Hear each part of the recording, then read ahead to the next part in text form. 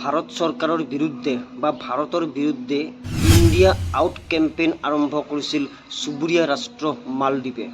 এই India out কেম্পেইনৰ মুখ্য গুৰিধৰোঁতা আছিল ৰাষ্ট্ৰপতি মইজু, যিয়ে ৰাজপথত প্ৰতিবাদ কৰিছিল ইণ্ডিয়াৰ আৰ্মি বা ভাৰতীয় সেনা মালদ্বীপৰ পৰা প্ৰত্যাহাৰৰ কাৰণে তেওঁ আন্দোলন জোৰদাৰ কৰি তুলিছিল। সংবাদ মাধ্যমত বাতৰি প্ৰকাশ পাইছিল যে ভাৰতৰ চুবুৰীয়া ৰাষ্ট্ৰ মালদ্বীপ লাহে লাহে চীনৰ ওচৰলৈ গৈছে আৰু সকলোবোৰ কাৰ্য চীনৰ প্ৰৰোচনাতে তেওঁলোক কৰিছে। সময়ত ভাৰত চৰকাৰে ইয়াৰ বিৰুদ্ধে কোনো ধৰণৰ আনুষ্ঠানিক প্ৰতিক্ৰিয়া প্ৰকাশ কৰা নাছিলে। ভাৰতৰ বৈদেশিক মন্ত্ৰালয়ে এই বিষয়ে কোনো ধৰণৰ মন্তব্য প্ৰকাশ কৰা নাছিলে, কিন্তু প্ৰকাশ কৰিছিল ভাৰতীয় জনসাধাৰণে। ভাৰতীয় জনসাধাৰণে গঢ়ি তুলিছিল বয়কট মালদ্বীপছ।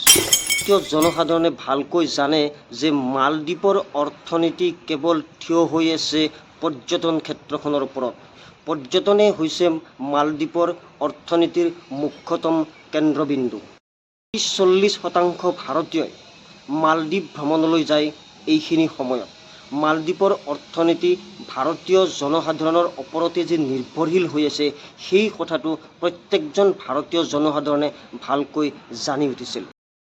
আউট কেম্পেইনৰ পৰিণতি স্বৰূপে যেতিয়া ভাৰতীয় জনসাধাৰণে বয়কট মালদ্বীপ গঢ়ি তুলিলে, মালদ্বীপৰ অৰ্থনীতি একেবাৰে চূৰ্ণ বিচূৰ্ণ হৈ উঠিলে।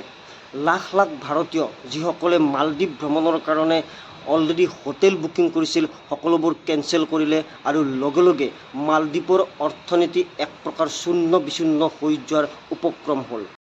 অৰ্থনীতিৰ ওপৰত থিয় হৈ মইজুৱে যে বহু বেছিদিন ৰাজনীতি কৰি থাকিব নোৱাৰে, সেই কথা তেওঁলোকে স্পষ্টভাৱে ভালকৈ উপলব্ধি কৰিলে আৰু সেইকাৰণে এইবাৰ মালদ্বীপৰ স্বাধীনতা দিৱস উপলক্ষে ভাৰতৰ প্ৰধানমন্ত্ৰী নৰেন্দ্ৰ মোদীক গাৰ্ড অৱ অনাৰ পুৰস্কাৰ দিবলৈ মালদ্বীপ বাধ্য হৈছে।